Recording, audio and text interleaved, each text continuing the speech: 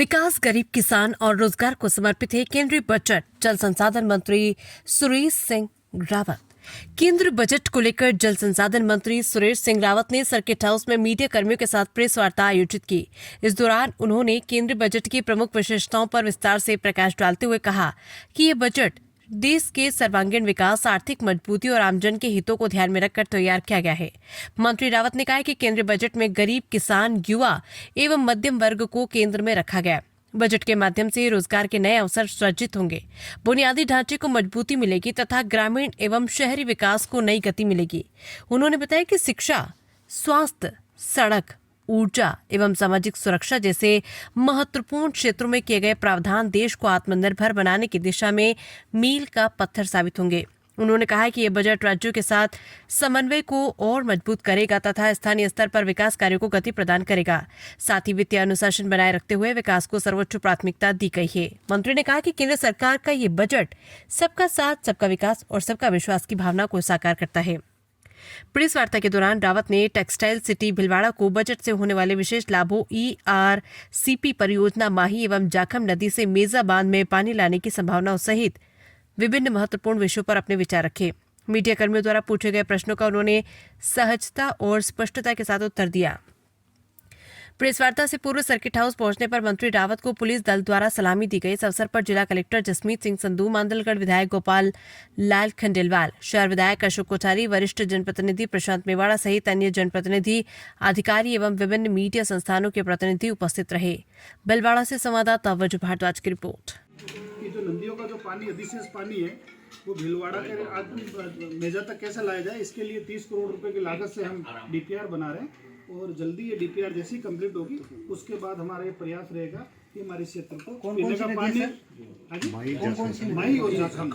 माई और जाखम का जो अधिशेष पानी है, जो सरप्लस पानी है, वो किस तरह से हमारा मेजा डैम में लाया जाए, इसके लिए हमारी एक विस्तृत DPR बन रही है।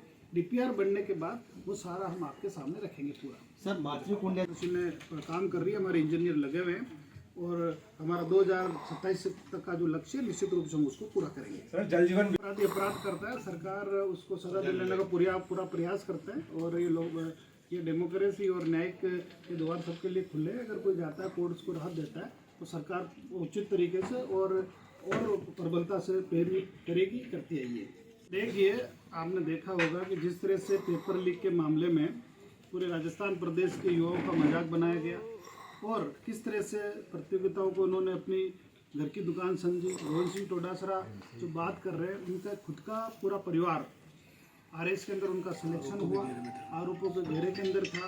आपने देखा कि कई जो बड़े बड़े मछलियाँ वो पकड़ी गई। आपने देखा कि ERCP का मतलब ये अपना जो राजस्थान जो लोक सेवा आयोग है, उसका जो मेंबर था, उसने खुद ने खुले रूप से आरोप लगाया कि साहब ने पैसे दे के मेंबर बना है। इस तरह से भ्रष्टाचार के खुले आरोप लगे। सरकार निश्चित रूप से काफ़ी लोगों पर कार्रवाई की और आगे भी करेगी।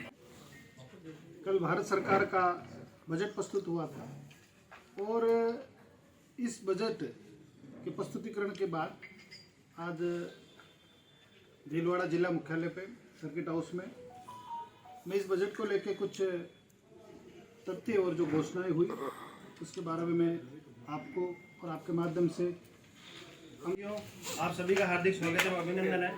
मैं आदरणीय मंत्री जी से निवेदन करूंगा कि केंद्रीय बजट के ऊपर आयोजित इस प्रेस कॉन्फ्रेंस में सभी को संबोधित करें। धन्यवाद। आज की इस प्रेस वार्ता में मेरे साथ उपस्थित हमारे यहाँ के पार्टी के अध्यक्ष और मेरे बहुत पुराने मित्र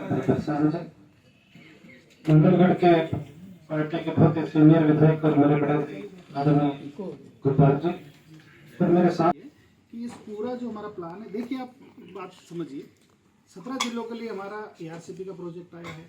3 जिलों के लिए हमारा यमुना का पानी चल रहा है, उधर नर्मदा का है, उधर माई का है।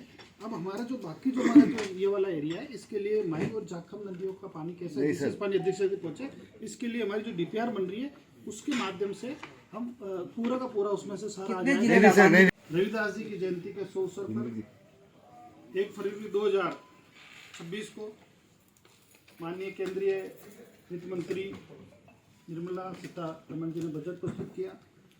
ये बजट सर्वस्पर्शी सर्वसमावेशी और सबका साथ और सबके विकास को इंगित करता है।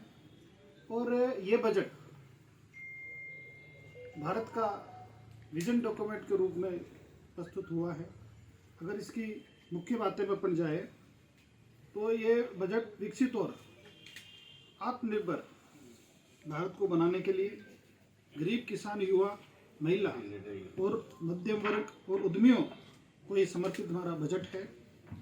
इस बजट के अंदर 3 कर्तव्य निहित को अंकित करता है, जिसके अंदर निवेश व रोजगार से केंद्र से हमें फंड मिल रहा था। इसके अलावा भी राज्य सरकार ने अपने स्तर पे फंड की उपलब्धता कराते हुए जो टेंडर अटके हुए थे हमने उसको आगे बढ़ाया। और अगर हम टेक्सटाइल भीलवाड़ा की इस बजट के अंदर अभी आप पूछ रहे थे तो मैं आपको बताना चाहता हूँ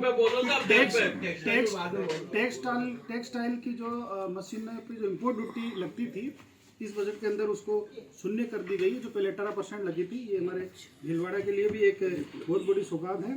दूसरा, नेशनल फाइबर स्कीम की घोषणा की, इससे भी भीलवाड़ा टेक्सटाइल उद्योग को फायदा मिलेगा।